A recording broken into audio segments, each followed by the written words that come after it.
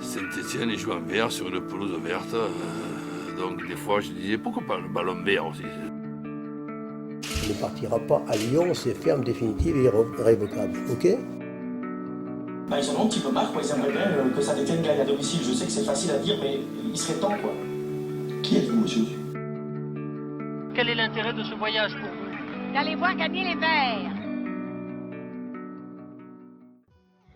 Salut à toutes et à tous et bienvenue dans ce 6e numéro du Forez Academy Podcast, ou FAP en abrégé, le podcast où on se fait plaisir en écoutant parler des Verts.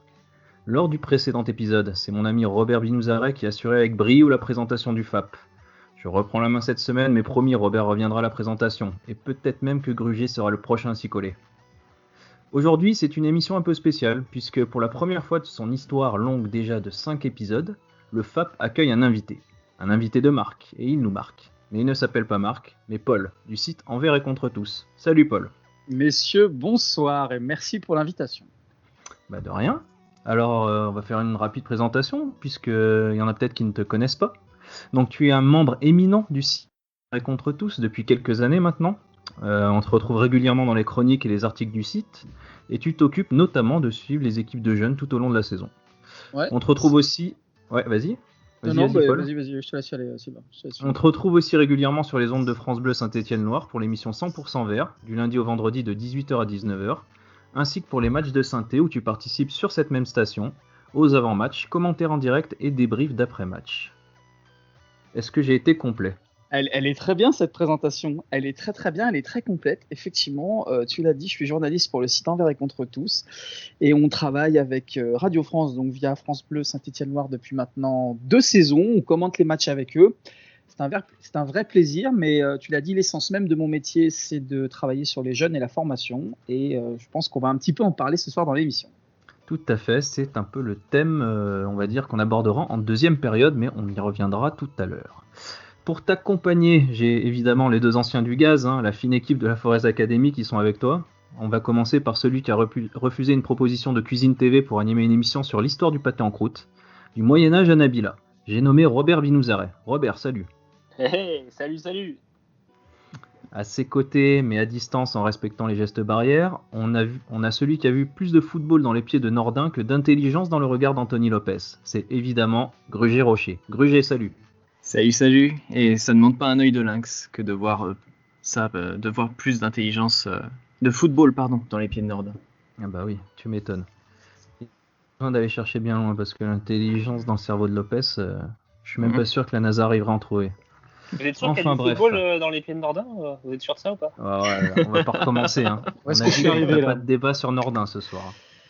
Bref, et enfin, donc à la présentation, celui qui se demande ce qui est le pire en ce moment, le couvre-feu qui n'en finit pas, ou voir Bouanga partir balle au pied sur son aile, moi-même Roland Grosmerdier. Messieurs, au programme cette semaine, on en a parlé un petit peu, mais on va déjà démarrer par la première mi-temps, puisque comme à chaque épisode, on balaye l'actu du club au sens large. En deuxième période, avec notre invité, Paul d'Envers et contre tous, on va parler formation, la mine verte, les formateurs, le projet actuel et sa façon de penser. On aura plein de questions à poser et Paul sera là pour y répondre avec toute son expertise. Tout le monde est prêt ? Eh ben c'est parti alors. Le 6e numéro du FAP, 42 minutes de plaisir sur les Verts. On y va.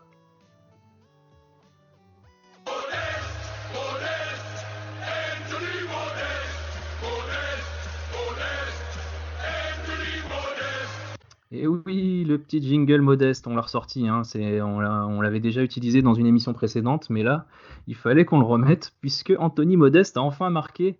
Il a marqué pour son premier match avec, son 4e même, 5e match avec Saint-Étienne. Bon, malheureusement, c'était un amical, une opposition entre les pros et la réserve que Puel avait organisé pour combler un petit peu le temps libre qu'il y avait suite au week-end de Coupe de France pour lesquels les Verts sont sortis au tour précédent face à Sochaux.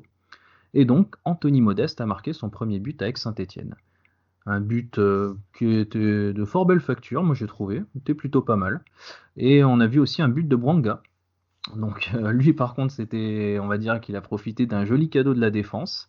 Mais bon, c'est jamais, c'est peut-être bon pour la confiance aussi. Donc les pros se sont imposés 2-1 face à la réserve. Ouais, on peut pas forcément en tirer de grandes conclusions, mais voilà, je voulais savoir un petit peu votre avis sur ce match. Est-ce que pour vous, est-ce que ça peut les relancer? Voilà, est-ce que ça peut être un déclic pour Anthony Modeste notamment, est-ce qu'on va enfin le voir planter en match officiel? Par exemple, Gruget, toi, t'en penses quoi?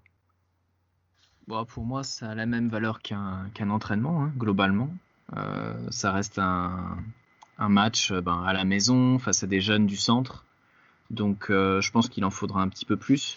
De toute façon, l'inquiétude première vis-à-vis de Modeste, ça reste son physique, quoi, son peps. Toi, Paul, je sais pas si tu étais au centre ou si tu as vu le match, parce que je crois qu'il était diffusé sur ASS TV.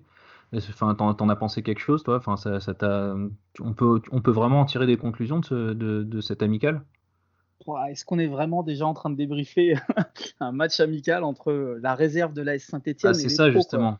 On voit tellement peu de victoires, que c'est assez compliqué. Je ne sais pas s'il faut tirer un enseignement sportif. En tout cas, la chose qu'il faut retenir, c'est que Claude Puel a souhaité, après la défaite des Verts en championnat mercredi soir, tout de suite garder son groupe concerné et les garder au travail surtout. Il ne les a pas libérés. Il les a fait travailler jusqu'à la fin du week-end. C'est, je pense, à mon avis, le seul enseignement qu'il faut retenir. Maintenant, sur Anthony Modeste, 6 matchs de Ligue 1 pour Anthony. Tous ne se ressemblent pas. C'est un petit peu plus difficile, je trouve, quand Modeste n'a personne à côté de lui, notamment dans un schéma tactique en 4-3-3. Il est un peu tributaire, je trouve, de ce système-là. Malheureusement pour lui, son association promise avec Kazri n'a pas pu être alignée plus qu'une mi-temps, puisque Wabi s'est blessé. Peut-être que pour Angers et Monaco, les 2 matchs du mois de mars, on aura l'opportunité de le revoir. Mais pour l'instant, je trouve que c'est assez décevant sur le peu qu'on a vu d'Anthony Modeste. Est-ce qu'on va le juger sur 6 matchs? La réponse est non, mais il n'en reste plus que 10, donc il faudrait quand même qu'il tarde pas trop avant d'enfiler des buts. C'est ça. Justement, on va en parler du coup du match qui arrive, puisque c'est Angers qui se présente à Geoffroy Guichard après une victoire facile en Coupe de France. Hein, ils ont gagné 5-0 contre le club franciscain, un club martiniquais. Et avant ça, ils ont enchaîné avec une victoire contre Metz et un nul face à Lens. Donc c'est plutôt une équipe en forme, même si on ne va pas tirer non plus de conclusion du 5-0 qu'ils ont infligé à un club martiniquais. Mais voilà, Angers, c'est une équipe solide de Ligue 1 depuis quelques années déjà, ça va pas forcément être évident. Et pour ce match-là, on sait déjà que Debuchy sera absent, puisqu'il est suspendu, et Kazri, justement, est incertain. Donc, on ne verra peut-être pas encore l'association Modeste-Kazri pour ce match-là. Donc, Robert, toi, comment tu le sens, ce match face à Angers, sachant que, comme le disait Paul, il reste que 10 matchs et qu'on a quand même bien besoin de points en ce moment. Alors, juste un truc, Roland, c'est qu'on joue à Raymond Coppa. Ah, c'est à Angers, pardon. Ouais, Roland, il voit plus la différence avec les huis clos, c'est l'extérieur, domicile. Ouais, mais j'y comprends plus rien, moi, de toute façon. Pour moi, ça, tout ressemble à Gerland maintenant. C'est des stades vides, sans âme. Mais tu vas retrouver Diony, tu vas être content par contre. Oui, Mara Diony. Ça fera plaisir. Il va nous faire mal. Non, mais moi ce que j'espère juste, c'est qu'on remarque que Saint-Etienne cette année est une équipe un petit peu cyclique. C'est-à-dire qu'on fonctionne vraiment par série. On a fait des séries de victoires et surtout aussi des séries de défaites. On l'a vu à l'automne avec les 8 défaites consécutives. Là, on est reparti sur une série négative. J'espère que ça va vite s'arrêter. Il faut que ça s'arrête là dès le match changé. Il faut se rassurer. Comme l'a dit Paul, c'est intéressant. Je pense que Puel a vraiment voulu mettre son groupe au travail et le concerner avec ce match amical. Et il faut stopper l'hémorragie après les défaites contre Lorient et face à Lens. Donc ouais, un match qui sera pas simple. On sait que les matchs changés sont jamais simples. C'est une bonne équipe physique aussi. Bon, déjà si on ramène un nul, c'est une bonne chose. Ouais, écoute, on va voir. Toi, Paul, tu le sens comment, le match à Angers, avec les blessés, avec l'état de forme et on va dire la dynamique du club en ce moment? Ça s'annonce comment, selon toi? C'est l'adversité qui va, à mon avis, beaucoup conditionner ce match. Angers est une équipe qui ressemble beaucoup à l'AS Saint-Etienne, en tout cas statistiquement parlant. Donc, je pense que c'est une confrontation qui est largement à la portée des Verts. Je ne voudrais pas dire de bêtises, mais je crois que les Angevins ont concédé le même nombre de buts que les Stéphanois. Ça doit être 42 depuis le début de la saison. Ah ouais. C'est la 16e ou 15e ou 16e défense de Ligue 1. Donc, c'est assez catastrophique. Hein. Et ils ne marquent pas beaucoup plus de buts que nous. Je crois qu'ils en ont 2 ou 3 de plus que nous. J'avais regardé il y a quelques jours. Si vous avez un ordinateur à portée de main, vous allez peut-être me confirmer ça. Mais ce que je veux dire, c'est que statistiquement, c'est une équipe qui ressemble beaucoup à la SS, bon, qui a beaucoup plus de points que la SS, ils ont 9 points de plus, mais les Verts devraient être logiquement dans cette zone-là s'il n'y avait pas eu ces faux pas récemment, donc je pense que c'est une confrontation qui sera largement plutôt à la portée des Stéphanois. Maintenant, messieurs, et je pense que vous avez le même avis que moi, le problème c'est qu'on le voit face à des adversaires à sa portée. La SS a énormément de mal, et notamment parce qu'elle est incapable de produire et de faire du jeu. Donc, est-ce qu'il vaut peut-être mieux pas laisser le ballon aux Angevins? Ça, je sais pas. Bah oui, mais j'ai l'impression que le Angers n'est pas non plus un adepte du tiki-taka. Donc, à mon avis, si on se laisse tous les deux le ballon, on va finir par jouer avec l'arbitre, quoi. Donc, on va avoir un match pipi-caca, c'est ce que tu es en train de dire. C'est ça, c'est un peu ça, voilà. C'est un peu la crainte que j'ai, moi, mais bon.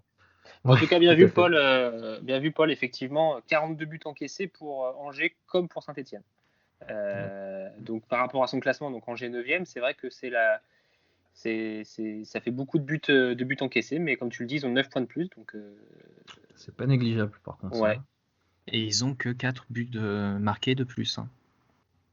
Ouais, donc au final, c'est un peu on voit que finalement ça n'a pas tourné du bon côté pour Saint-Étienne, alors que ça a tourné pour Angers, quoi. Mais c'est un peu à l'image de ce qui se passe entre les 6e, 7e place et la 18e place. C'est-à-dire qu'on a une sorte de bouillie avec des équipes qui se ressemblent énormément. Et puis, si vous arrivez à enchaîner 2-3 bons résultats, vous êtes un petit peu plus haut au classement. Mais toutes ces équipes-là se ressemblent et vivent globalement la même saison. Clairement. Ouais. Ok, écoutez, on verra. On en reparlera sans doute en fin de podcast avec le temps additionnel et puis notre petite séquence prono. Donc, on vous demandera un peu votre avis à tout le monde là. Et on verra si vous êtes bon dans les pronos et si vous êtes optimiste pour ce match.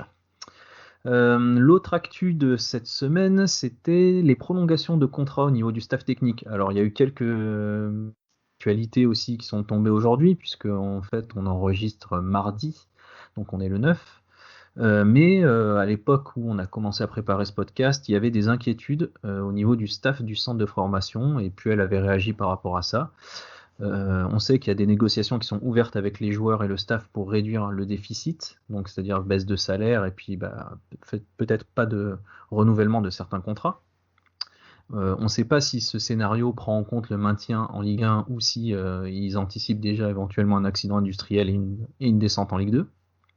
Et voilà, est-ce que justement les finances un petit peu fragiles vont pas nous forcer à vendre encore une fois, quoi. Donc des jeunes promesses. On pense notamment à Gourna Douat qui voit déjà des prétendants tourner autour, et puis aussi à Moefek, dont on a appris que plusieurs clubs allemands étaient intéressés par ses services.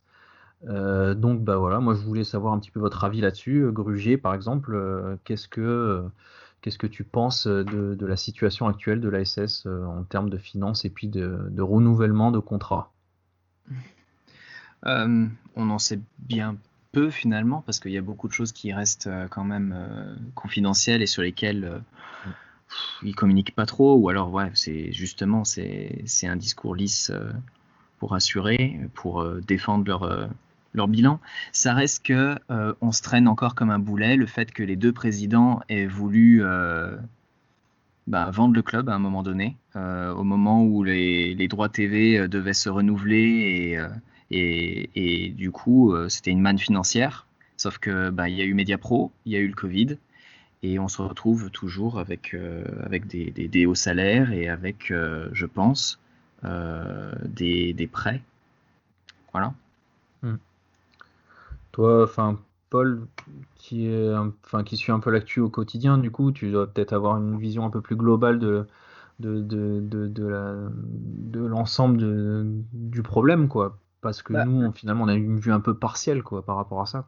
Aujourd'hui, le déficit structurel de la SS, il Il est globalement, selon les sources, entre 25 millions et 35 millions d'euros pour les plus pessimistes. Moi, de ce que je sais, on s'oriente quand même plus vers 25 millions d'euros, mais mon avis et mon info n'a pas valeur de référence dans ce dossier-là. C'est très compliqué d'avoir des choses concrètes. Maintenant, effectivement, l'échec du financement de Mediapro sur la saison, le retour de Canal+, font que c'est un peu compliqué, et ça a été très compliqué pour les clubs français d'anticiper les choses, et je trouve que pour le coup l'AS Saint-Etienne a été très très très très très prudente avec la vente de Wesley Fofana, et je ne sais pas si vous vous souvenez du contexte de l'époque où tout le monde hurlait sur le club à dire mais regardez, on a 40 millions d'euros, on les réinvestit pas, on les réinvestit pas. Imaginez, messieurs, une seule seconde si vous aviez remis ne serait-ce que un quart, un tiers de la somme dans du recrutement. Imaginez. Alors les plus prévoyants me diront oui, mais peut-être qu'on aurait eu un meilleur classement sportif à la fin de saison, etc. Peut-être pas, ça on n'en sait rien. Mais une chose est sûre, c'est que le déficit de l'ASS serait d'autant plus important. Maintenant, l'ASS, c'est un club qui, pour parler de déficit, n'a que très peu d'actifs, voire pas du tout, parmi ses joueurs. Très très peu de joueurs avec une vraie valeur. Et effectivement, pour combler ce déficit, il faudra soit contracter un prêt et récupérer de l'argent ailleurs, soit tout simplement vendre des actifs. Et parmi vos actifs, vous avez deux joueurs que tu as cités, Lucas Gourna, Imen Mouefek. Harold Moukoudi, je trouve, dans une certaine mesure, vaut peut-être un petit peu d'argent dans ce marché-là. Ouais, complètement. Et puis là, vous avez fait le tour. Jesse Moulin aussi. Et éventuellement un Arnaud Nordin, mais j'ai vu qu'il n'y avait pas que des fans d'Arnaud Nordin, mais ça reste malgré tout un joueur qui a une valeur marchande, je trouve, entre 4 et 5 millions d'euros sur le marché actuel. Ouais, bien sûr. Là, c'est sûr que là, il est en fin de contrat. Hein. Donc, Nordin est en fin de contrat aussi. Il lui reste un an. Ah ouais, donc oui, d'accord. Donc c'est en fait, il faut soit on le prolonge maintenant, soit après il peut partir libre la saison prochaine, quoi. C'est là où je veux en venir. Mais moi, pour compléter, c'est sûr que, comme dit Paul, il a fallu vendre Fofana. Et je pense, au final, on s'accorde tous pour dire que le club, malheureusement, on a perdu un super joueur, et on voit aujourd'hui ce qu'il fait à Leicester. Mais c'était peut-être la bonne chose à faire. Mais si on revient plus globalement en fait, au projet Puel, qui était de faire jouer des jeunes, de les faire progresser, de les garder et ne surtout pas les vendre, on voit qu'aujourd'hui, et il a commencé d'ailleurs à Puel à en parler, c'est qu'aujourd'hui, avec ce qui s'est passé avec Mediapro, avec le Covid, son projet, il bat quand même de l'aile. Alors, tout n'est pas de sa faute, et malheureusement, il ne pouvait pas anticiper ces problèmes-là liés au Covid et à Mediapro. Mais aujourd'hui, on est quand même face à un problème majeur dans le projet Puel, c'est-à-dire que si les jeunes conformes, on n'est pas capable de les faire encore progresser d'une année sur l'autre, de les garder, de les mettre en place dans l'équipe, c'est sûr que ça va être problématique. Il y a une autre donnée, si vous me permettez, messieurs, c'est aussi le Brexit, et c'est aussi le fait que l'Angleterre soit plus dans la zone européenne, c'est que ça va, à mon avis, rendre beaucoup plus difficile les contrats de travail, des transferts de joueurs moyens. Parce que les très bons joueurs seront toujours rachetés par les clubs anglais, mais de transfert sur les joueurs moyens, et on aura, je pense, plus de difficultés à vendre des joueurs à 5-6 millions d'euros, et des joueurs moyens, la Saint-Etienne. Ouais, bien sûr. Comme on avait vu à une époque avec Newcastle qui achetait du français à tour de bras. Et... Ouais, mais même nous, c'est quand on a vendu du Tabanou, ce genre de joueurs-là. C'est des transferts qu'on aura du mal à refaire, je pense. Bon, après, comme tu disais, Moukoudi a joué en Angleterre, il a gardé peut-être une petite cote là-bas parce que c'était pas trop mal passé apparemment à Middlesbrough. Il fait une bonne saison chez nous, c'est peut-être un joueur qui pourrait partir en Angleterre. Bon, à voir. Bref, on va arrêter sur ce sujet-là, je pense qu'on a fait le tour. Et là, on va en dernière actu, et qui va aussi nous permettre de faire un petit peu le lien avec la deuxième partie de ce podcast. C'est Laurent Huard qui a donné une interview au Progrès en fin de semaine, je crois, pour donc une longue interview dont Evect a reproduit quelques extraits sur son site. Et donc on sait que Laurent Huard était à la formation, que ce soit à Rennes puis à Paris ensuite. Et puis là, il occupait dans un premier temps un poste d'adjoint avec Puel. Printemps, déjà. Il serait printemps. Et il a fait aussi un petit peu avec Puel, non? Et après, effectivement, il est resté quelques mois avec Claude Puel. Ouais, c'est vrai. Mais c'est vrai que c'était avec Printemps au départ, tout à fait. Et donc là, on a la rumeur, enfin peut-être une rumeur assez insistante, puisque ça a été repris un peu de partout, qui est sortie aujourd'hui, comme quoi Laurent Huard serait le futur directeur du centre de formation de l'AS Saint-Étienne. Donc ça serait sans doute une bonne nouvelle, puisque c'est quand même quelqu'un qui possède une expérience assez solide dans la formation. Et dans des interviews qu'il donnait, voilà, pour lui, la formation, c'était quand même essentiel et c'était, on va dire, une partie du métier dans laquelle il s'était éclaté. Est-ce que, du coup, pour vous, c'est une bonne nouvelle que Laurent Huard arrive au niveau du centre de formation? Et est-ce que ça remet pas en cause un petit peu le projet de mine verte de Julien Sablé, dont on parlera ensuite dans la deuxième partie? Robert, par exemple, toi, qu'est-ce que tu en penses? Alors effectivement, je pense que Laurent Huert, il connaît bien le club, parce qu'il a été joueur aussi Ouais. à la Saint-Étienne par le passé. Voilà, il s'est jamais caché, en tout cas, qu'il était très heureux de revenir. Moi, j'ai eu un petit peu peur entre Puel, parce que c'était un choix de printemps suite au départ d'Assé que de recruter Huard, qui était alors au PSG, comme tu l'as dit. Moi, j'ai eu un petit peu peur que voilà, le fait qu'il ne retienne pas dans son staff Huard soit problématique, surtout quelques mois seulement après son arrivée, puisqu'on se souvient que printemps est resté vraiment finalement très peu de temps, et donc Puel a décidé de se passer d'Huard juste après, donc c'est un petit peu compliqué quand on vous fait venir et puis qu'il y a un changement et qu'on vous met de côté, mais finalement on a l'impression qu'il a trouvé sa place, que Puel avait peut-être bien anticipé les choses, et finalement c'était plus une mise de côté, c'était plutôt un accord entre eux pour remettre Huard au cœur de la formation. Moi je trouve ça bien. Mais comme on disait tout à l'heure, je pense que Paul pourra nous en dire un peu plus, mais moi j'ai pas suffisamment connaissance de la formation en interne au club et de comment ça se passe. Mais en tout cas, vu de l'extérieur, ça semble être une bonne nouvelle. Après, à voir comment il va travailler avec les personnes déjà en place et comment il va articuler tout ça. Toi, Paul, justement, t'en penses quoi de l'arrivée de Huard au centre de formation? Ça a été préparé par Claude Puel, on l'a vu avec notamment cette nomination il y a 3 mois maintenant sur le poste de directeur technique du centre de formation, donc de conseiller numéro 1 du directeur du centre actuel, qui est Philippe Guillemet, et qui lui pour le coup est en fin de contrat et sera donc remplacé par Laurent Huard, on peut le dire, c'est officiel.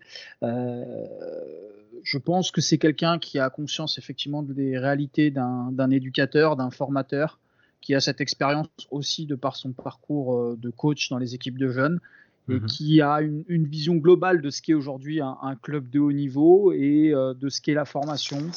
Je pense que c'est un très bon relais pour Claude Puel, et je pense aussi que c'est quelqu'un qui va aider énormément le club dans la passation vers le monde professionnel de ces jeunes joueurs, qui à mon sens est un peu le point faible, ou a été le point faible en tout cas ces dernières années du côté de la Saint-Étienne, même si on va en parler je pense avec la génération Gambardella qui est à mon sens une exception à ce que je suis en train de dire. Bah écoutez, c'est parfait. Qu'est-ce que vous parlez bien, Paul? Je me permets de vous voyer parce que quand vous parlez comme ça, c'est incroyable. Vous m'avez pas toujours vous voyez, monsieur Grosmerdier. Le Jacques Vendroux stéphanois. Le Jacques Vendroux stéphanois. Bref. Bah écoutez, ouais, c'est parfait parce que là, on va pouvoir enchaîner sur la deuxième partie du podcast, donc la formation. Et bah, pour lancer cette deuxième partie, on a évidemment un petit jingle que voici. C'est important pour moi de leur montrer le terme le chaudron, mais aussi aller au charbon. Le charbon, c'est vraiment local. Et oui, aller au charbon, la mine. Vous avez compris le rapport, la mine verte, le projet de Julien Sablé qui a été démarré en 2017, donc, et qui a permis notamment de sortir cette fameuse génération qu'on évoquait un petit peu plus tôt et qui a gagné la Gambardella en 2019, il me semble. Oui, c'était 2019. J'ai un peu de mal. C'est vrai, et ils sont même triple tenant du titre du coup. Ouais, c'est incroyable. 2 saisons complètes, avec l'arrêt des compétitions et le Covid cette année, tout à fait. Les Verts sont toujours champions, toujours vainqueurs de la Gambardella, de la dernière qui s'est jouée. Ça fait du bien dans ces temps un peu troublés d'avoir une équipe qui gagne à Saint-Étienne. Bref. Oui, donc ça c'était un petit extrait d'une interview de Galtier. C'était à l'époque où il venait d'arriver au club. Enfin, il était là depuis 1 ou 2 ans et c'était la première saison de Stéphane Ruffier. Donc c'était en 2011. Donc voilà, donc c'était marrant, je trouvais, de mettre Galtier qui parlait d'aller au charbon à ce moment-là. Bref, On va enchaîner et donc on va parler de la formation avec notre invité Paul du site Envers et contre tous, qui est un peu notre bible et sur laquelle on s'est beaucoup appuyé pour préparer un peu cette émission et notamment sur l'article que tu as écrit le 28 janvier et qui s'appelait « À quoi joue la SSE avec son centre de formation ?» Et dans cet article qui était très intéressant, tu pointais plusieurs choses puisque en fait alors ça a évolué d'ici, on a eu des informations assez fraîches aujourd'hui, mais à l'époque, en l'état actuel des choses, à partir du 30 juin, la SSE n'avait plus aucun entraîneur sous contrat pour ses équipes de jeunes et presque aucun adjoint non plus. Donc on parlait de Huard, du coup, Bédénic, de Jésus, Neder, Moreau, Zambelli et Dogon.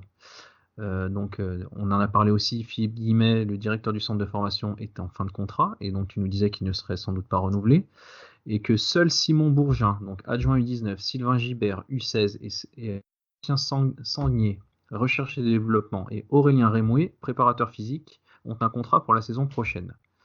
D'ailleurs, ça fait réagir Puel, puisqu'on lui a posé la question en conférence de presse, et Puel avait donc donné cette réponse. On reviendra vers eux fin janvier, première quinzaine de février. C'est une démarche normale, c'est particulier avec les championnats coupés, c'est très particulier. Je l'avais dit en novembre et décembre, j'ai fixé une deadline et on s'y tiendra. Il y a une cohérence pour tout notre staff, les choses se font tout à fait normalement et dans les bonnes dates. Donc, Puel disait que du coup, les gens étaient censés se rencontrer pour discuter de ces prolongations et on a donc appris aujourd'hui que, selon But, la SSE s'activait pour renouveler les contrats de son staff et de ses formateurs, notamment Julien Sablé, Razik Neder et les autres éducateurs qui se sont vus proposer un contrat de 2 ans. Huard, donc, deviendrait le nouveau directeur du centre de formation à la place de Philippe Guillemet, qui est en fin de contrat, mais qui resterait tout de même au club, d'après But. Donc voilà, ça fait beaucoup d'infos. Du coup, on va laisser un peu la parole à Paul qui pourra peut-être nous éclairer un petit peu sur ce sujet. Qu'est-ce qu'il en est des renouvellements de contrats et de la nouvelle organisation éventuellement du staff au niveau de la formation pour la SSE? Alors un petit peu pour faire le backup de cette histoire et notamment au niveau du calendrier, oui. Il est de manière générale écrit dans le monde du football, qui est un monde totalement hors sol, qu'à 1 an du terme de leur contrat, les éducateurs sont généralement prévenus de quel sera leur avenir, de manière à ce que des gens qui n'ont pas des salaires de footballeurs, qui n'ont pas des salaires d'entraîneurs principaux, puissent un petit peu organiser leur avenir avec 1 an d'avance, savoir si le club compte sur eux, pas sur eux, et organiser un petit peu leur carrière comme ça. Malheureusement pour ces éducateurs, l'année dernière, il y a quand même eu un gros incident, j'allais dire, mais un gros événement, ça s'appelle le Covid, qui a arrêté les championnats et qui a donc aussi arrêté un petit peu le football.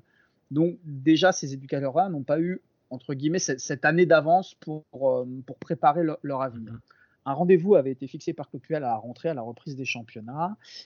Ce rendez-vous n'a pas été honoré, ou en tout cas partiellement, pas avec la majeure partie en tout cas des éducateurs du centre.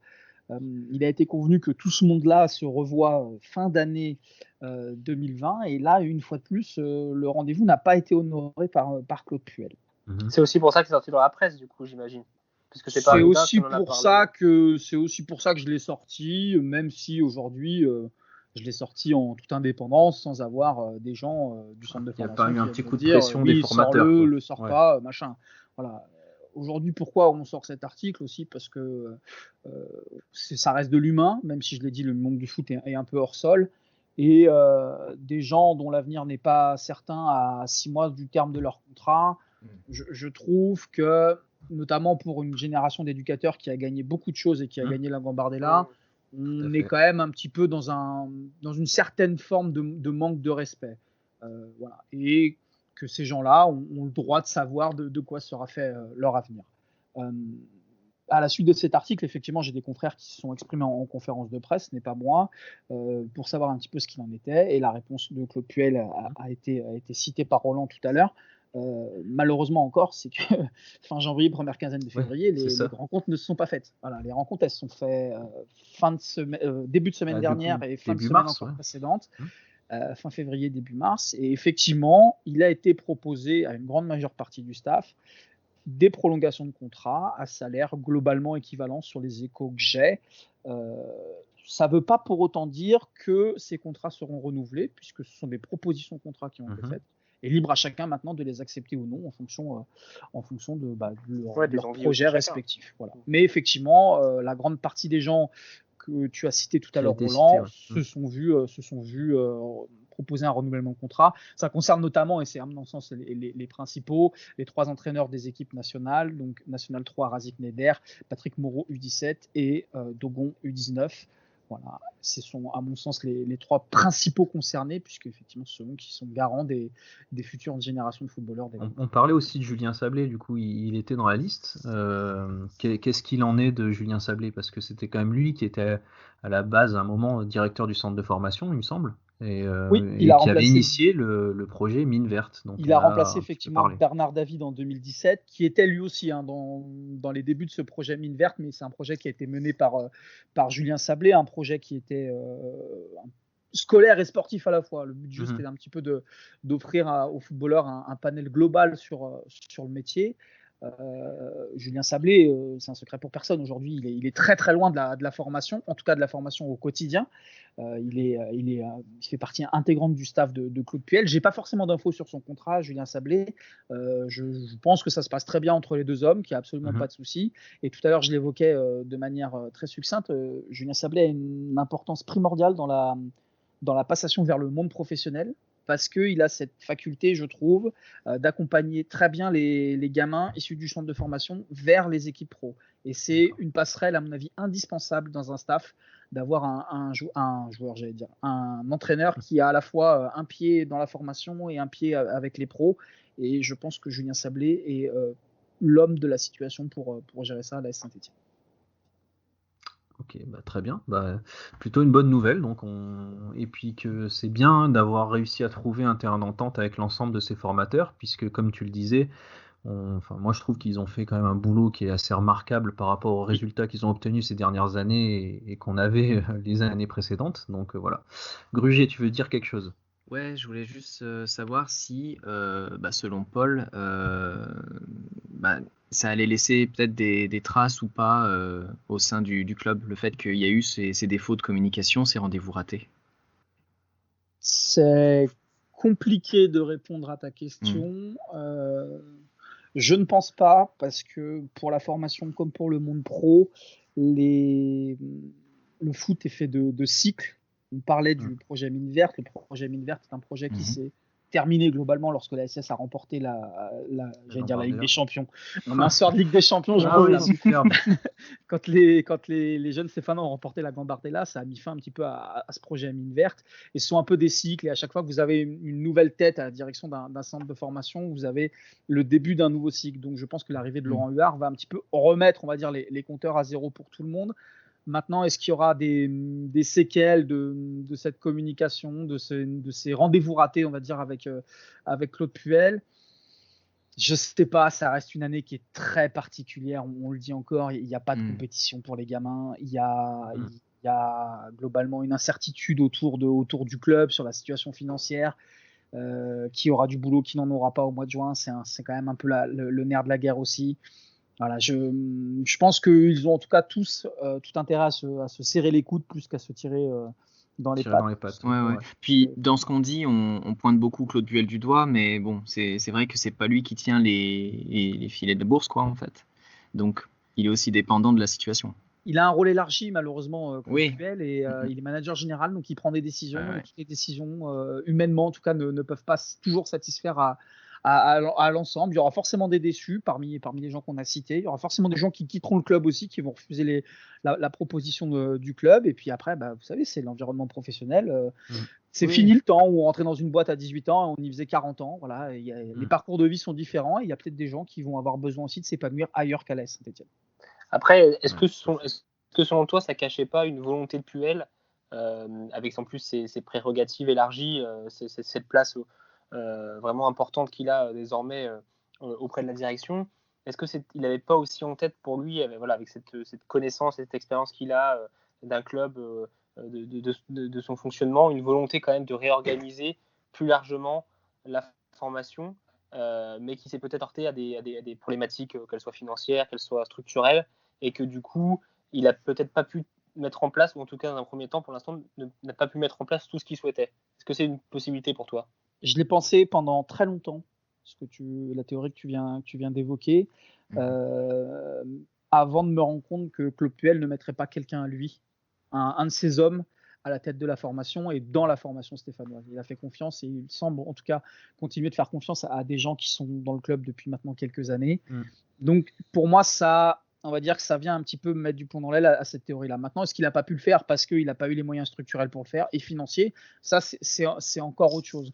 Je pense qu'on est typiquement dans un cas de négligence managériale d'un homme qui doit tout gérer en même temps et qui du coup a totalement délaissé une entité qui est la formation stéphanoise parce que je le disais tout à l'heure, pas de compétition, pas cette urgence sportive, en tout cas au jeu de Claude Puel, de s'activer là-dessus. C'est une opinion très personnelle, hein. Ce n'est pas une information que je vous donne. Je pense qu'on est plus dans de la négligence managériale que dans un souhait réel de Claude Puel de tout bouleverser, puisqu'on s'aperçoit maintenant, 1 an et demi après son arrivée, qu'il va garder globalement la grande partie de la structure qui compose actuellement la formation stéphanoise. Mais c'est cette problématique justement, comme tu dis, quand tu as ce rôle de manager et que tu gères le sportif au niveau de l'équipe professionnelle, Puel est quand même un entraîneur, j'ai l'impression, en tout cas à l'extérieur, qui intervient quand même beaucoup.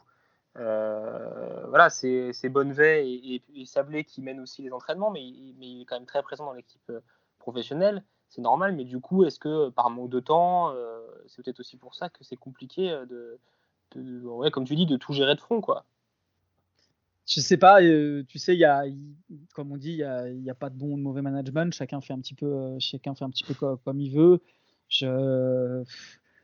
Il est comme ça en tout cas sur ce qu'il nous montre, Claude Puel. Il veut vraiment avoir la main mise sur tout. À titre personnel, je pense que structurellement, c'est une très bonne chose pour l'AS Saint-Etienne et que des choses se passent, en tout cas au sein de la structure du centre de formation ou même la structure du club. Il y a eu des décisions qui sont, à mon sens, et qui vont faire gagner du temps à l'AS Saint-Etienne. Maintenant, c'est peut-être aussi un petit peu aux dépens de résultats sportifs, de l'échange humain, de ce genre de choses-là. Maintenant, voilà, Claude Puel, est-ce qu'il est là pour être sympathique? Est-ce que les supporters veulent de Claude Puel qu'il soit quelqu'un de sympathique et d'aimer? Je suis pas sûr. Voilà. Ce qu'on retiendra, c'est son bilan sportif et c'est d'ailleurs ce sur quoi il est jugé pour le moment. Je suis d'accord, puisque, mis à part cette fin un petit peu en queue de poisson, on va dire, pour Ruffier, c'était pas le joueur le plus sympathique sur le terrain, et pourtant ça l'a pas empêché d'être adoré pendant des années, parce qu'il nous faisait gagner des matchs et parce qu'il nous rapportait des points. Donc Puel, c'est simple, si les résultats suivent, eh ben, il sera adoré. Ça ira pas chercher plus loin. Écoutez, c'était très intéressant. On a bien fait le tour sur cette partie-là, sur cette question des formateurs, et on y voit déjà un peu plus clair. Merci à toi, Paul, donc du coup pour les explications. Je crois que Robert avait une question. C'était une déclaration que Puel avait fait à propos d'un entraîneur pour les attaquants au niveau de la formation, justement. Alors, oui, je retrouve juste ma question. Je suis un petit peu perdu. Elle est où cette question? La retrouve. Pour répondre, puisque bon, j'ai eu connaissance de cette question, les choses sont préparées, c'est une émission bien faite et bien ficelée à des professionnels. Pour répondre à ta question, effectivement, il y a 3 semaines en conférence de presse, 15 jours, pardon, Claude Puel a annoncé sa volonté de recruter un entraîneur des attaquants pour la formation, même si on peut penser que c'est un rôle qui sera élargi et potentiellement ouvert aussi au groupe professionnel. Il a expliqué Paquet aussi ou je sais pas, en tout cas, il y a Romain Amouma qui a une clause de reconversion, lui, il est en train de à la fin de saison. S'il pouvait leur apprendre à être aussi magique qu'il peut l'être de temps en temps, moi je veux bien. C'est une bonne idée. Non, Claude Puel a tout simplement, pour rester sérieux 2 secondes, a simplement expliqué qu'il avait toujours eu, partout où il est passé, l'habitude de travailler avec un entraîneur des attaquants pour la formation.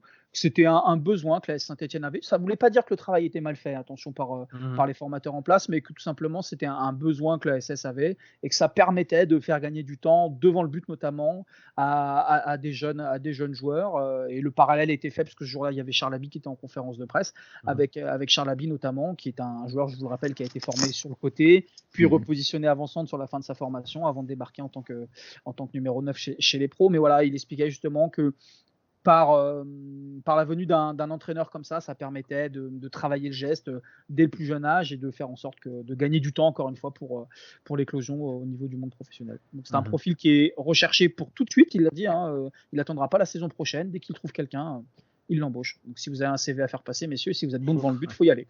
Je crois c'est dommage, mais je crois qu'Alex Söderlund était libre à un moment, mais bon, là il a trouvé un contrat en Turquie, donc Alexandre Söderlund, un joueur qui nous a fait rêver pendant les derbies.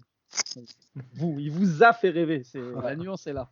Et que pendant les derbies, c'est aussi ça. Mais vous êtes mauvaise langue. Non, il nous a fait rêver Anderlecht aussi.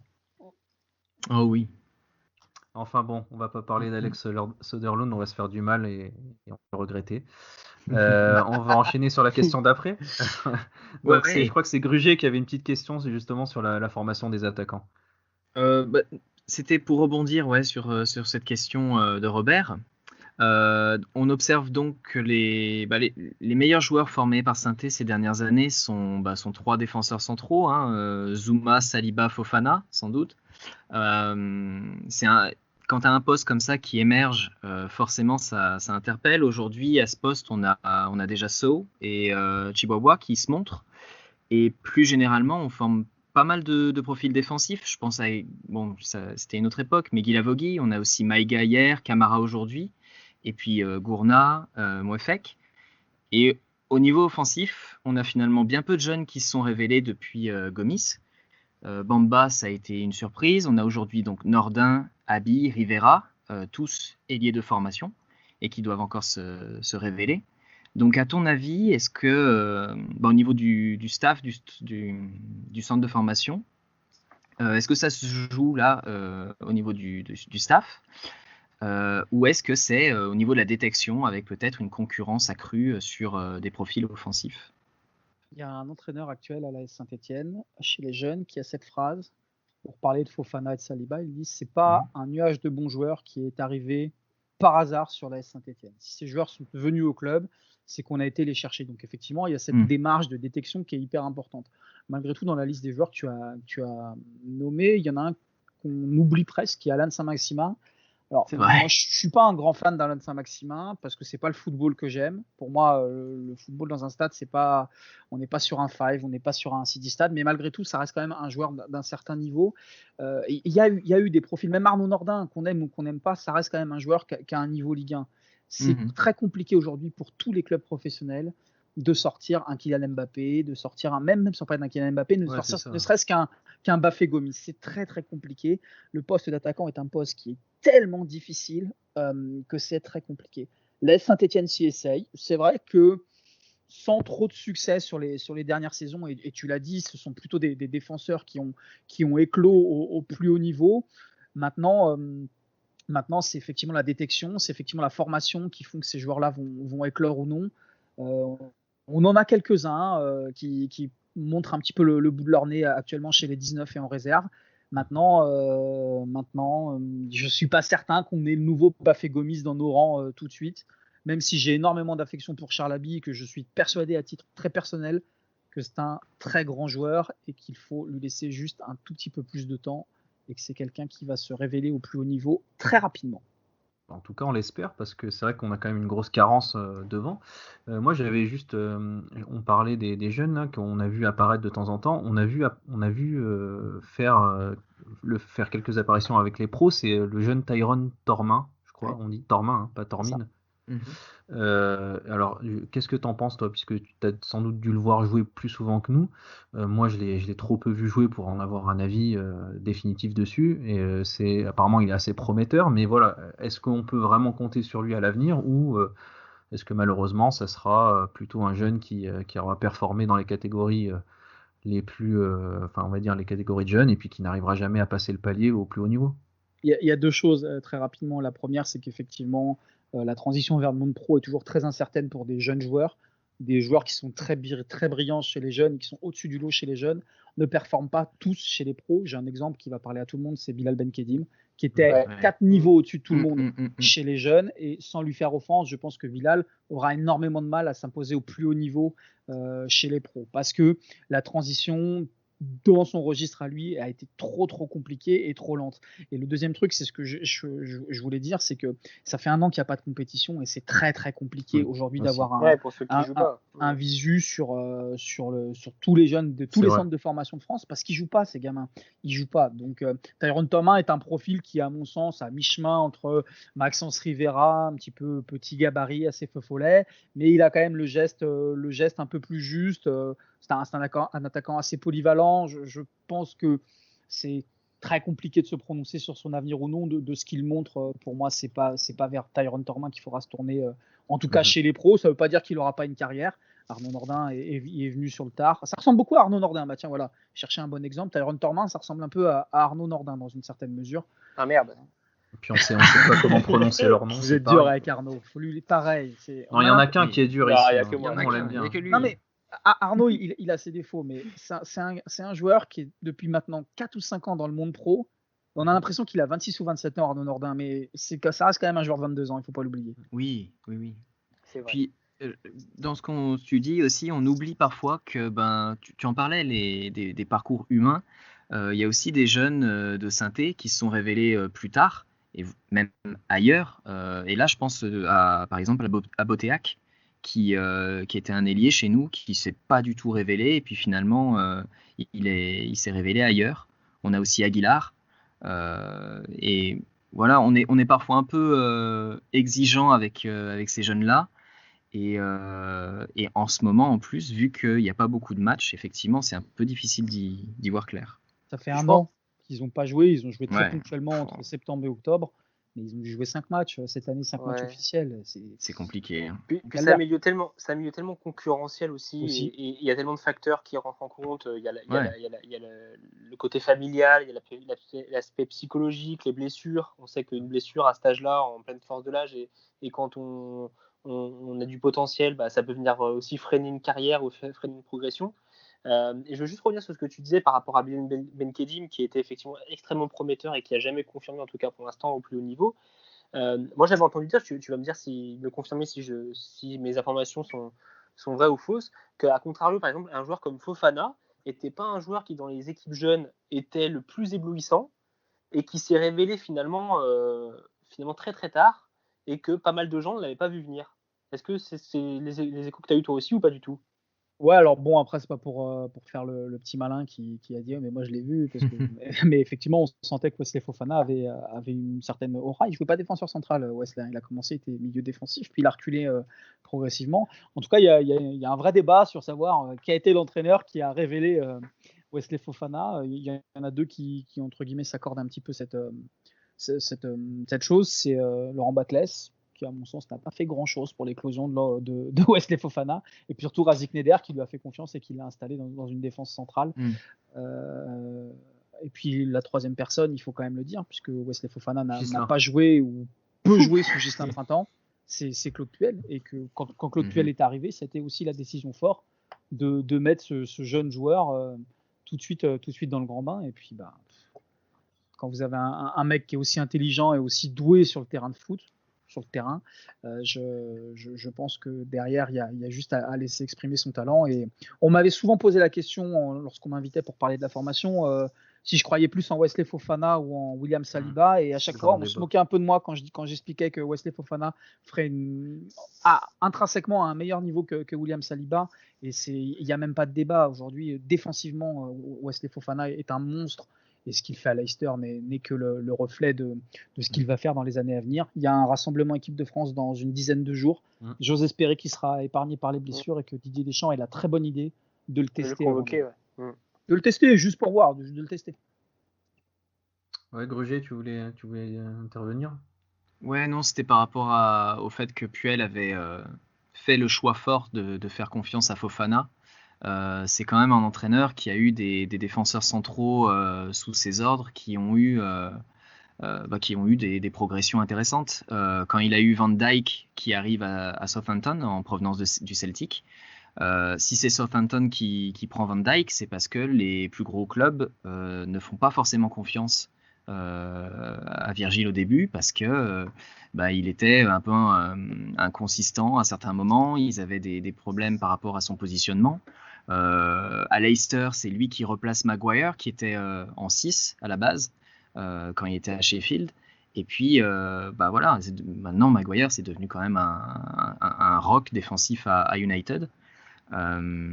Et donc, oui, il a cette capacité à voir ce genre de choses et puis, je pense, à post-former des joueurs comme ça. C'est son plus grand regret cette saison, je peux vous l'annoncer. Oui. Claude Puel est très déçu de ne pas avoir pu accompagner Wesley Fofana encore à un échelon supérieur. Et ça a été un déchirement pour lui de ne pas faire ça cette saison Tu m'étonnes. de la Saint-Etienne.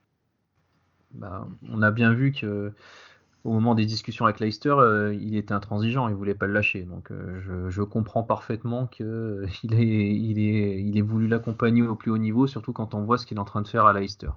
Bon, il est bien accompagné là-bas, parce que. Oui, non, mais je me fais pas de soucis. Moi, je m'attendais pas à ce que ça marche aussi fort, aussi vite, hein, mais bravo à lui en tout cas.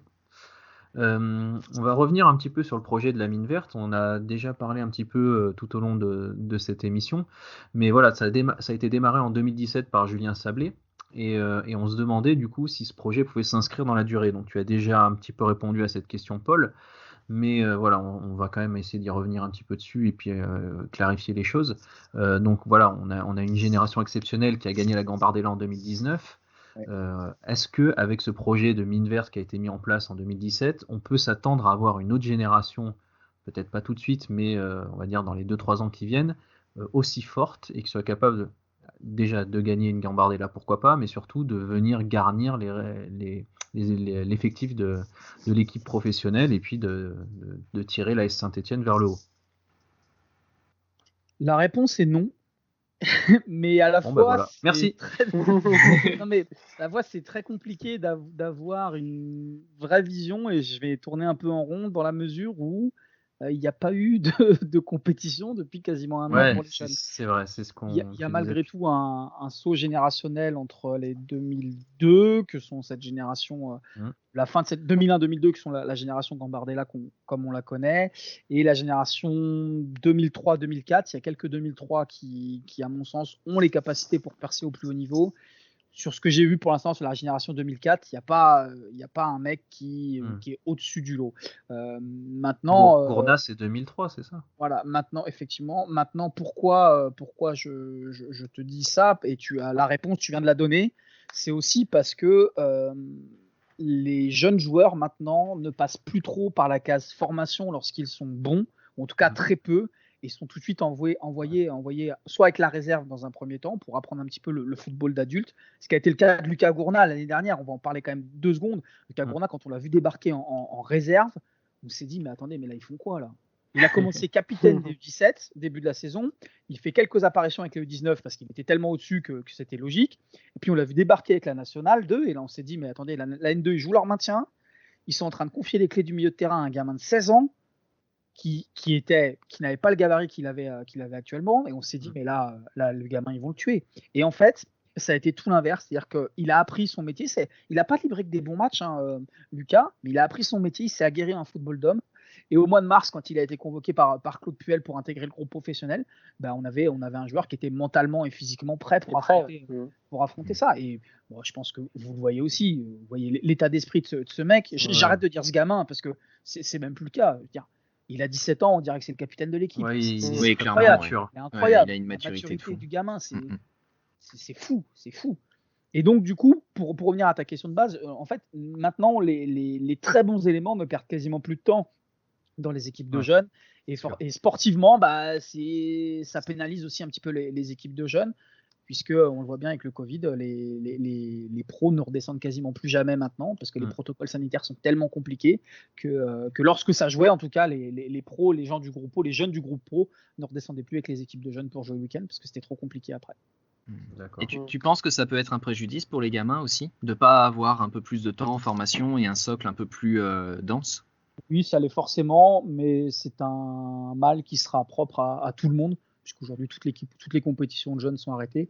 Ça ne joue pas dans tous les clubs, donc c'est une génération qui aura disputé très peu de de matchs en compétition officielle. Ceci dit, il y a quand même des confrontations qui sont faites tous les week-ends, des confrontations amicales entre clubs pro, notamment les réserves pro s'affrontent. Alors, la FFF n'est pas trop enclin à communiquer dessus, mais je peux vous assurer qu'il y a quand même des rencontres. Notamment, ils ne veulent pas trop communiquer dessus parce que vis-à-vis du monde amateur, ça ferait un peu grincer des dents. Mais les réserves s'entraînent entre elles, les U19 jouent entre eux, les U17 jouent entre eux. Donc il y a quand même des matchs qui sont organisés, mais bon, ça reste des matchs amicaux. Et l'enjeu, la sportivité sur des compétiteurs comme ça, il ne faut pas la négliger. Mais il y aura un trou générationnel, effectivement, donc on pourra mesurer ou non dans 3-4 ans. Est-ce qu'il y a des pays qui s'en sortiront mieux que d'autres ou pas? On aura sans doute les réponses assez rapidement. Et du coup, pour enchaîner là-dessus sur ta réponse par rapport tu parlais de Gourna, donc ce passage de l'équipe réserve à l'équipe première finalement assez rapidement, mais quand même ce passage par la case réserve. Du coup, ça m'interroge sur aussi la volonté de Puel, entre guillemets, sur sa philosophie de jeu, entre guillemets, lui, sa vision qu'il a du football et des systèmes de jeu. Est-ce que c'est quelque chose selon toi qu'il cherche à dupliquer et à mettre en place au niveau de la réserve, par exemple, et à la fois donc pour préparer les jeunes et faciliter leur intégration à l'échelon supérieur? C'est une très bonne question, et c'est une très bonne question dans la mesure où une grande partie du projet Mine Verte, qui a été lancé donc par Bernard David et Julien Sablé, consistait aussi à faire jouer les équipes du centre de formation comme jouer l'entraîneur principal des pros. Ça a été le cas notamment avec Oscar Garcia dans un premier temps. Ça avait été surtout après repris par Jean-Louis Gasset, et on avait effectivement une N2 qui calquait le système des pros la semaine pour avoir en cas de besoin la possibilité pour Jean-Louis Gasset de venir piocher dans un joueur de la N2 qui aurait déjà connaissance de son système. C'est toujours le cas avec Claude Puel. Donc effectivement, il y a un réel intérêt aujourd'hui dans la transition tactique aussi entre les équipes de jeunes, entre la formation et le monde professionnel. Et c'est une volonté à l'AS Saint-Etienne, en tout cas, de faire jouer les jeunes comme les pros dans la majeure partie du temps jouent. Même si après, attention, les coachs, que ce soit en U16, U17, U19, même N3 maintenant, ont quand même leur liberté dans le système. Mais je veux dire, on reste quand même il y a quand même un cadre qui est posé par la formation et par le directeur de formation en l'occurrence, puisque ce sont des choix qui ne sont pas trop inculqués par Claude Puel, mais plus par le directeur de la formation. Okay. Ouais, Gaugier, je crois que tu avais une question après. C'était oui, je parle beaucoup sur Puel. Non, mais c'est franchement là pour ça. C'est là pour ça, et puis en plus c'est vraiment intéressant d'avoir un insight comme ça, parce qu'on sent que tu es beaucoup plus proche au jour le jour donc de la formation que nous. Donc forcément... Messieurs, si vous savez à quel point les matchs des jeunes me j'imagine. Oui, du coup, pour rebondir là-dessus, il y a cette image que Puel a d'être un entraîneur qui fait confiance aux jeunes. Il y a ces passages à Lille, Nice ou Lyon qui en attestent, aussi dans une moindre mesure son passage à Southampton. Et aujourd'hui, donc Saint-Étienne a le 4e effectif le plus jeune de Ligue 1 et il figure au 7e rang si on se concentre sur les 11 alignés. Et du coup, quel est ton sentiment par rapport à cette image de formateur qu'a Puel? Est-ce qu'il fait vraiment confiance aux jeunes? Est-ce qu'il leur donne du temps avant de s'intégrer? Je pense que pour Claude Puel, il n'y a pas de statut dans un vestiaire et qu'effectivement, peu importe l'âge que vous avez, c'est d'ailleurs, je pense, la parfaite illustration de la brouille qu'il y a pu y avoir avec Stéphane Ruffier notamment. Je pense que c'est un peu sa vision du foot. Je trouve que l'image de formateur de Puel est pour l'instant tronquée sur ce qu'on peut voir du côté de l'AS Saint-Etienne, pour les raisons que vous avez déjà tous évoquées tout à l'heure, messieurs, à savoir qu'on est dans une année très particulière où, par la force des choses, que Puel n'a pas d'autre choix que de faire jouer les jeunes. Malgré tout, quoi qu'on en dise et quoi qu'en disent les grands médias nationaux, la SS n'est pas une équipe qui joue si jeune que ça. Voilà, quand on regarde de plus près l'effectif de l'AS Saint-Etienne, son 11 titulaire, en tout cas, n'est pas constitué de joueurs issus de son centre de formation. Récemment, on va dire, de son centre de formation, un Madi Camara, un Jesse Moulin, ça fait quand même quelques années qu'ils sont là, Arnaud Nordin aussi. Voilà, donc il y a quand même un peu cette image, je trouve, un peu faussée de Puel le formateur. Maintenant, ça fait 1 an et demi qu'il est là. Il y a des choses qui sont mises en place. Effectivement, il a élargi son groupe par la force des choses, comme j'expliquais, à des jeunes joueurs. Et il y en a qui gagnent du temps de jeu avec réussite. C'est le cas d'Aymen Mouefek dans une certaine mesure. C'est le cas de Lucas Gournas. C'est totalement le cas de Charles Abi. Voilà, ce sont des joueurs qui marquent des points et qui font partie intégrante de ce groupe-là désormais. Maintenant, j'ai pas vu à titre personnel encore la patte formateur de Claude Puel parce que on n'a pas encore assez de recul pour juger de la progression des joueurs qu'il a sous son aile. On arrive à mesurer celle de Lucas Gournas un petit peu. Après, ce qui a surtout tranché par rapport à son arrivée à Puel, c'est au-delà du fait qu'il soit formateur ou pas formateur et une volonté de faire jouer les jeunes, c'est surtout la grande différence avec un entraîneur comme Gasset, qui lui avait une approche totalement différente. Donc les circonstances, on les connaît, il fallait sauver le club, tout ça, et c'est ce qu'on nous a dit à ce moment-là. Mais c'est vrai que c'est aussi là qu'il y a une grande différence, c'est qu'on Gasset, lui, a cherché des joueurs d'expérience avec des gros salaires, comme on le sait aussi, pendant que Puel a mis tout le monde au même niveau, et vous parliez à juste titre de Ruffier aussi, où Puel a dit tous les joueurs, quel que soit leur âge, sont au même niveau, et si tu veux jouer le week-end, il faut t'entraîner la semaine. Le truc, c'est qu'on n'est pas trop en mesure de savoir ce qu'aurait fait Claude Puel avec une enveloppe de 20 millions d'euros pour son recrutement. Oui, on l'a légèrement aperçu avec le recrutement d'Adil Aouchiche, qui est au cœur du projet qu'il a fixé. Donc on peut effectivement se dire qu'il a cette vocation de former des jeunes joueurs, des jeunes talentueux. Maintenant, qui nous dit que Claude Puel, il ne serait pas allé chercher un mec de 25-26 ans, quand on voit le mercato d'hiver qu'il a fait. Ouais. Mais voilà, et puis les noms qui sont cités à la Saint-Etienne, Mbaye Niang, c'était pas non plus un jeune joueur, donc je sais pas, c'est toujours pareil. Malheureusement, le contexte fait qu'on a du mal à lire quelle aurait pu être la stratégie de Claude Puel dans un contexte autre que celui du Covid. Ce qui est certain, c'est que Puel, c'est un gars qui, et on le voit déjà à la SSE, qui est très bon pour restructurer un club en fait, et pour avoir des rouages un peu mieux huilés. Et on l'a beaucoup vu à Lille, on l'a vu à Nice aussi, qui d'ailleurs il capitalise beaucoup dessus sur son travail. Ils ont vraiment l'une des équipes les plus jeunes, eux. On l'a vu aussi à Leicester, parce qu'après la période Ranieri, ils ont eu Shakespeare, et c'était pas trop. Enfin voilà, de toute façon, Ranieri était dans la. Je savais pas qui allait la faire. J'hésitais à y aller, les gars. Mais... J'attendais. Mais oui, Ranieri, il était dans une gestion à court terme, et Puel a pérennisé énormément de choses, et Rodgers récolte les fruits aujourd'hui. Et je pense que au-delà des résultats qu'on peut attendre de Puel, c'est dans les années à venir qu'on va vraiment en voir les fruits. C'est ça, on verra. Et je pense que justement, pour revenir un petit peu sur Puel et son rapport qu'il a aux jeunes, j'ai trouvé donc un article sur Evect qui reprenait en fait des extraits d'un article du Progrès, mais toujours très intéressant de les avoir sur Evect. Dans lequel Puel parlait de sa méthode avec les jeunes, et j'ai trouvé 2 passages très intéressants dans cet article, dans lequel il dit à propos des jeunes: c'est important de travailler le professionnalisme, les horaires, l'entraînement invisible, la préparation, la régularité des entraînements. Et il parle aussi il faut les nourrir et leur donner un vécu pour qu'ils progressent. Donc on sent un discours très protecteur de Puel dans cette interview, mais aussi une volonté de mettre les joueurs face à leurs responsabilités, notamment au haut niveau. Donc le côté protecteur, on peut d'ailleurs l'entendre pendant les matchs, avec les huis clos dans tous les stades.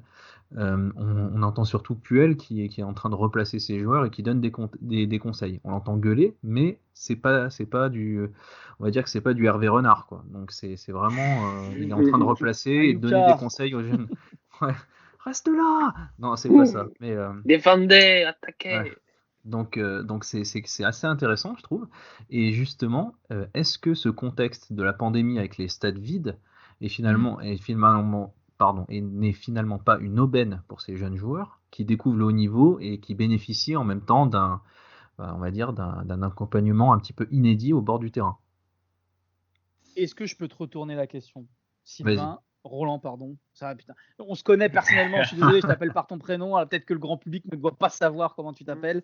Non, mais en fait, je m'appelle Alexander. Sutherland. Est-ce que tu penses qu'un William Saliba ne s'est pas éclaté avec des stats pleins, alors que c'était un joueur, quand il a débuté chez nous, qui avait 17 ans avec les pros? Ouais, bien sûr. Voilà, la réponse mérite justement de jouer dans le public. Tu l'as, et ces gamins-là, ils aspirent qu'à ça, et c'est aussi un des arguments qu'a la Saint-Etienne pour faire signer des jeunes, parce que cet engouement-là, pour un jeune joueur de foot, c'est assez incroyable, et nous on le voit lorsqu'il y a des matchs à enjeu, que ce soit la Gambardella, les derbies dans une certaine mesure. Et les gamins, quand il y a 1000 personnes à l'étra, mais tu verrais leurs yeux, enfin. Donc, bien sûr que non, c'est pas plus tranquille pour eux, ils aspirent à ça et ils ne demandent que ça, même d'être chahutés, même voilà. Non, pour répondre à la question, moi à mon avis non. Ok, bah non, mais c'est une très bonne réponse, hein. Moi après, je pense un petit peu comme toi. Moi, je pense que les stades pleins, ils demandent que ça. On a vu Gourna qui avait fait une déclaration, on en avait parlé lors du dernier épisode, dans lequel il disait que bah voilà, son cœur battait très fort pour les supporters. Donc on sent qu'il y a une demande par rapport à ça. C'est la première fois qu'il les rencontrait. Ouais, voilà. Donc c'est la première fois que je vois mes supporters. Elle est folle cette déclaration. C'est vrai. C'est vrai que avec le recul, on peut se dire que c'est quand même un peu fou de se dire ça, puisque il compte quand même quelques matchs pro maintenant et qu'il n'avait pas vu une seule fois les supporters dans le stade. C'est vrai que c'est un contexte qui est vraiment particulier et que bah oui, nous aussi on attend que ça, de pouvoir revenir au stade et de pouvoir les encourager au plus près du terrain. Donc ouais, ok, bah très bonne réponse et je te remercie de me l'avoir donné, Paul. Yes. Ouais, Robert, je crois que tu avais une question un peu plus générale sur le centre de formation. Alors sur oui, les ça m'a futures pépites. Exactement, ça nous intéresse un petit peu de savoir, toi qui suis le club. Alors je sais que effectivement ces derniers mois, t'as pas pu voir grand monde évoluer, mais est-ce que tu as quand même quelques noms à nous donner, toi, de joueurs qui t'ont tapé dans l'œil et qui pourraient potentiellement taper à la porte de l'équipe première dans les prochains mois ou les prochaines années? Alors, moi, je fais pas de foot fiction, messieurs, et je ne me base pas sur des stats Football Manager pour vous donner mes pépites. Ce sont des choses que j'ai vues de mes propres yeux, parce que je vois que c'est la grande mode sur les réseaux sociaux, des scouts du web qui proposent les talents de pépites des pays de l'Est ou de Sud-américaines à des clubs pro. Je trouve ça assez fou. Mais malgré tout, effectivement, il y a Yanis Léry qui joue en U19, qui est un attaquant, qui, à mon sens, a la marge de progression pour encore passer quelques paliers, pourquoi pas prétendre un jour à la porte des pros. Il y a Marigal Mukanya qui est un petit peu aussi dans ce profil-là, beaucoup plus grand. Yanis Léry est plus un attaquant qui doit faire 1m75. Mukanya, on est quasiment au niveau du 1m90, très puissant. Ahmed Sidibé, qu'on a vu un petit peu notamment en match amical avec les pros, qui est un numéro 6, à ne pas confondre avec Abdoulaye Sidibé, qui est un ailier qui, pareil, a montré de jolies choses.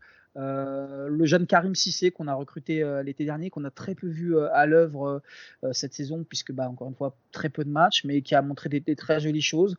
Voilà. Puis le duo Gauthier-Morel, qui sont des milieux de terrain mi-chemin, 8, 10, on ne sait pas trop, mais qui sont assez prometteurs. Après, encore une fois, pour la majeure partie d'entre eux, je ne les ai pas vus depuis 6 mois maintenant avec un ballon au pied, donc j'espère être agréablement surpris lorsque je les retrouverai début de saison prochaine maintenant, parce que ça semble être mal embarqué pour que les championnats reprennent. Je t'en entends pas parler. Qu'est-ce que tu penses de So et Chihuahua, par exemple? Alors, concernant Marvin Chihuahua, je pense que c'est un joueur qu'on ne verra pas au niveau supérieur. Pourquoi? Parce que c'est un joueur qui a surperformé chez les jeunes, parce qu'il avait une condition physique absolument incroyable, et que dans un football d'adulte, notamment on le voit en National 2, son année de National 2, donc les Verts sont descendus, je le rappelle, la saison dernière, a été catastrophique pour Marvin. Il n'était clairement pas au niveau d'un football d'adulte. Ça reste un jeune joueur, donc on n'est pas à l'abri qu'il explose. Concernant Seydou Sow, c'est un peu plus surprenant dans la mesure où on l'a pas tellement vu venir. C'était un joueur qui était capitaine des U19, qui était un bon défenseur central, mais je ne m'attendais pas à ce qu'il passe le gap de reprendre avec les pros. C'est un joueur qu'on a quitté au mois de mars, qui était capitaine des U19, et qui était un bon joueur, et qu'on a retrouvé au mois de juillet en préparation avec le groupe pro de Claude Puel. Donc entre mars et juillet, ce joueur a une évolution qui est absolument fulgurante, une progression qui est folle. Donc vous voyez, chez les jeunes, ça va très vite. Et Seydou en est le parfait exemple. C'est un joueur qui doit encore apprendre son métier de défenseur, mais qui montre, je trouve, des très bonnes choses. On verra quand il aura aussi son gabarit d'adulte. On sait que chez les défenseurs centraux, ça joue beaucoup, donc à voir. Et on avait entendu il y a quelques années que le réseau de recrutement et la relation avec les clubs partenaires avait été délaissée par le club. Il y avait eu un président de club amateur en Île-de-France qui avait un peu râlé contre Roland Romeillet. Il y en avait un autre vers Tours aussi, si mes souvenirs sont bons. Et est-ce que c'est quelque chose qui a été pris en compte récemment ? En fait, j'ai pas énormément d'éléments là-dessus. La seule chose, c'est que c'est fini le temps où vous construisiez des partenariats en offrant 100 ballons à un club de foot. Ça, c'est terminé. Mais ça l'a été pendant de nombreuses années. Et Saint-Étienne a toujours eu cet héritage un peu passé de gestion en bon copain, bon père de famille, comme on dit. Avec du réseautage fait sur la dotation comme ça. Un club comme l'Olympique Lyonnais est arrivé dans le milieu de la formation, a cassé tous les codes, et notamment tous les codes financiers. Aujourd'hui, si vous voulez construire un partenariat avec un club en Ile-de-France, il faut mettre de l'argent. Il faut mettre du pognon, pour parler vulgairement, et l'AS Saint-Étienne l'a fait, continuer de le faire. Il faut savoir qu'il y a quand même des joueurs qui sont issus de ces réseaux-là, William Saliba pour ne citer que lui, et ce sont des joueurs qui proviennent de ce réseau-là. Maintenant, effectivement, la situation financière du club fait que vous êtes obligé de faire des économies sur tous les postes, et la formation en est un aussi. En tout cas, pour reparler, et je sais qu'on tourne beaucoup en rond, mais du projet Mine Verte, c'était aussi une volonté du projet d'aller chercher des joueurs de très haut niveau dans les différentes régions. Et Razik Neder, pour ne citer que lui, l'a dit, ce n'est pas un hasard, ce n'est pas un nuage de bons joueurs qui sont tombés par hasard sur l'AS Saint-Étienne.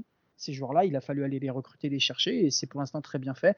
On le rappelle, messieurs, l'ASS est passé de la 27e place à la 4e place au classement des centres de formation français en l'espace de 3 ans. Et il faut savoir que dans ce classement-là, pour vous donner un peu une ordre d'idée, un joueur comme William Saliba n'entre même pas dans les critères de formation de l'AS Saint-Étienne. Voilà. Donc, la progression de l'ASS est absolument incroyable. Parce qu'en il est arrivé trop tard, non ? Il est arrivé trop tard, et il n'est pas resté assez longtemps chez les jeunes pour être considéré, formé comme un joueur à l'ASS. Ce que tu confirmes, il faut bien faire la différence entre la post-formation et la formation. Quand tu fais toutes les catégories de jeunes à l'AS Saint-Étienne, ou quand tu arrives, tu es dans un autre club en Ile-de-France, parce que c'est un gros vivier de bons joueurs, et que tu arrives et que tu as déjà 16 ans, quoi. Ouais, alors malheureusement pour William Saliba, c'est quand même compliqué de parler de post-formation quand on a 15 ans, 15 ou 16 ans. Oui. Mais c'en est, effectivement. En fait, il est arrivé à 15 ans, mais à 16 ans, il jouait avec les pros, donc c'est compliqué, non ? Je comprends pas qu'on puisse. Moi, je voudrais que des joueurs comme ça. Bien sûr, mais je comprends pas qu'on puisse pas dire qu'il n'a pas été formé chez nous, parce que à 16 ans, pour le faire débuter chez les pros, c'est quand même ce sont des critères qui sont complètement archaïques, Roland, et qui sont basés sur des... le classement des centres de formation, sans rentrer dans le détail, mais aussi basé, je dis une connerie, sur les résultats au bac, sur la structure, les installations. Et d'ailleurs, on peut le dire aussi, la Saint-Étienne a fait d'énormes progrès dans ses installations, avec l'arrivée d'un terrain tout neuf cet été. C'est pas un hasard non plus s'il y a une montée de performance au classement déjà, mais une montée de performance aussi de la formation stéphanoise, qui historiquement est quand même une des plus belles formations du championnat, mais qu'on avait un petit peu perdu depuis 20 ans. Ouais, c'est vrai. Mais écoutez, je crois qu'on a fait le tour là. On a un petit peu explosé les 42 minutes réglementaires, mais c'était tellement intéressant que finalement on se voyait pas couper la parole et surtout ne pas aborder tous les sujets qu'on s'était dit qu'on aborderait. Donc voilà, merci à toi Paul. En tout cas, c'était vraiment intéressant du début jusqu'à la fin, et ça fait toujours plaisir d'avoir un avis éclairé sur ce type de sujet sur lequel on entend souvent tout et n'importe quoi, hein. Comme tu dis, il y en a beaucoup qui s'inventent un petit peu un passé de scout parce qu'ils ont joué pendant 2 ans à Football Manager. Donc Donc voilà, là on avait quelqu'un qui avait vu les joueurs, qui les connaissait bien, et et qui connaissait aussi un petit peu les arcanes du centre, donc c'était intéressant d'avoir ton avis là-dessus. Merci à toi. Merci messieurs pour l'accueil. Je vous invite l'année prochaine à venir assister à un match à l'ETRA, N3, U19, U17, vous choisirez et on se fera ça tous les trois avec grand plaisir. Vous verrez, c'est un monde qui est fabuleux et qui est assez clos, assez fermé. Il n'y a pas tant de monde que ça et je trouve ça très cool. C'est Roland Gromerdier qui paie la tournée. L'invitation est lancée et je paierai évidemment la première tournée, il n'y a pas de souci. Écoutez, on va passer au temps additionnel du coup, hein, même si là le temps additionnel s'est transformé en prolongation, je pense. Ouais, c'est ça, on est déjà au penalty, on est peut-être même sous la douche là. Et puis on va innover, on a un petit jingle cette fois pour le temps additionnel, donc on va le lancer. Allez, c'est parti. Wiltor. Et but! Oh, la dernière seconde! Wiltor qui égalise à la toute dernière seconde. 48 minutes et 12 secondes. C'est incroyable! Et oui, le but de Wiltord en finale de l'Euro, donc France-Italie. Et d'ailleurs, on salue tous nos amis italiens qui nous écoutent nombreux sur le FAP, à Lisbonne et à Madrid. Voilà, donc, on vous rappelle que les académies sur hors-jeu sont sorties, donc Lorient et Lens, on vous mettra les liens dans la description de l'épisode. Sinon sur hors-jeu, toujours autant d'académies chaque semaine. Là notamment, vous pouvez lire aujourd'hui l'académie de la défaite un petit peu honteuse de Marseille contre le Canet-en-Roussillon, mais c'est l'excellent Camélus Blas qui écrit, donc c'est très très drôle et c'est très très bien. Le comité de vigilance médiatique aussi, qui sort toutes les semaines le mardi, à peu près vers 11h. Allez-y, n'hésitez pas à aller faire un tour, c'est un petit best-of de l'actualité du foot qui s'est passé sur la semaine, donc voilà, il y a tout et n'importe quoi. On va aussi faire un petit coucou aux amis d'Arsenal avec leur podcast Boulet Rouge, donc l'épisode 7 qui est sorti cette semaine. Concernant la Forez Academy, vous pouvez toujours nous retrouver sur Facebook, on vous mettra aussi le lien dans le descriptif. Sur Twitter, donc Roland Gromerdier, Gruger Rocher et Robert Binouzaret sont présents sur le réseau à l'Oiseau Bleu. Et vous pouvez aussi retrouver évidemment Paul. On vous mettra aussi son petit lien dans le descriptif de l'épisode. Messieurs, on va poursuivre ce qu'on avait lancé la semaine dernière, donc à savoir les pronos. Donc c'était la première fois qu'on le faisait. Évidemment, ça a été un succès absolument fantastique au niveau des résultats qu'on avait pronostiqués, puisque on va faire le bilan de ce qu'on avait dit la dernière fois, donc à savoir Lorient ASSE. Donc je vous rappelle, victoire de Lorient 2-1. Robert avait pronostiqué une victoire de Saint-Étienne 1-0. Gruger, une victoire de Saint-Étienne 2-1. Roland, donc moi-même, une victoire 1-0. Et ben voilà, c'est un triplé, 3 fois faux. Et Gruger nous a quand même dit, oui, mais moi j'avais le bon score. Oui, ben bon, d'accord, mais c'est quand même perdu. C'est quand même perdu parce que c'est pas dans le bon sens. Donc voilà, et puis ASS Lens, et là écoutez, c'est encore un triplé puisque ASS Lens, donc défaite de Saint-Étienne 3-2. Robert avait pronostiqué une défaite mais 1-0. Gruger une défaite mais 1-0. Et Roland, très optimiste, un match nul. Bon là c'est complètement faux. Donc là c'est, on va dire qu'on avait 2 bons résultats mais pas les bons scores. C'est déjà un petit peu mieux. Donc du coup on va essayer de faire pareil, on va essayer d'être un petit peu meilleur quand même. On va pronostiquer le prochain match, donc Angers à SSE.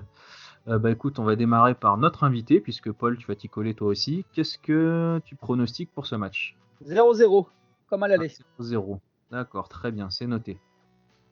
Robert, tu veux quoi ? Comme Paul, 0-0. Bon match de merde. Fayot. Ok. Gruger, toi, tu penses quoi pour Angers et SSE ? J'ai mis 1-1. 1 partout, donc 3 matchs nuls. But de Diony. Ouais, but de Diony ou alors Fulgini. Fulgini ou Diony, ouais, donc on pronostique aussi les buteurs, on est comme ça. Et moi je vais pronostiquer une victoire de l'AS Saint-Étienne 1-0 sur un but d'Anthony Modeste. Voilà, parce que je suis un Modeste, Anthony Modeste. On espère qu'il va enfin arriver à débloquer son compteur et pourquoi pas dans une victoire. Et on va essayer aussi de pronostiquer l'autre match, donc le match suivant, puisque le FAP c'est toutes les 2 semaines, donc on peut pronostiquer sur 2 matchs. ASSE Monaco. Écoute, Paul, qu'est-ce que t'en penses, toi? 2-1 pour les Verts. 2-1 pour les Verts, Match ok. référence, il est là. Robert, à toi. 3-1 pour les Verts. Oui, putain, vous êtes chaud. 3-1, ok. Gruger. Je vais être rabat-joie parce que pour moi, Kovac fait du bon boulot à Monaco et ça commence à se voir. 2-0 pour Monaco. 2-0 pour Monaco. Ou lucide, selon. Ah bah oui, moi je vois pas non plus Saint-Étienne gagner, hein, malheureusement. Je vais pronostiquer 2-0 aussi pour Monaco. Je le sens pas, et puis c'est vrai que Monaco tourne bien en ce moment, donc ça sera compliqué, je pense. Donc je les vois pas gagner. On va se prendre au moins un but sur coup de pied arrêté, je pense. Oh oui, au moins un but. On en marquera un par Moukoudi. Ah ouais, carrément. Le sergent, en ce moment, il est chaud. On sait faire que ça. Donc, Et ouais, écoutez, on verra. Donc les pronos sont rentrés, les pronos seront analysés, décortiqués et puis sanctionnés si jamais vous n'avez pas donné le bon score. Et puis on fera le bilan à la fin de la saison pour savoir qui a été le meilleur sur l'ensemble, sur cette demi-saison en fait, puisqu'on n'a pas pronostiqué depuis le début. Écoutez messieurs, voilà, je pense qu'on est arrivé au bout cette fois. Hein. On va se dire au revoir surtout. On va finir ce numéro sur une bonne note quand même, en se disant au revoir. Donc on va remercier encore une fois Paul qui nous a accompagnés tout au long de cette émission. Et puis on espère le revoir bientôt, donc soit pour parler de la formation, soit pour parler d'autres choses, on verra. Mais voilà, en tout cas c'était un plaisir de te recevoir et j'espère que tu as passé un bon moment avec nous. Merci à vous messieurs et longue vie au FAP. Merci à toi. Robert, du coup, on te dit au revoir et puis dans 2 semaines. Ouais, salut tout le monde, à la prochaine.